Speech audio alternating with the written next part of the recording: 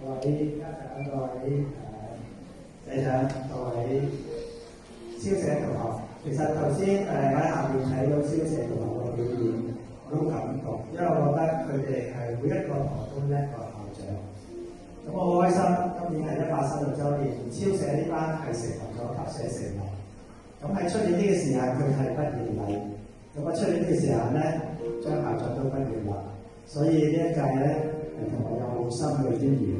但出年我哋一齊慶祝你同我畢業，我哋一齊唱校旗歌，啱唔啱先？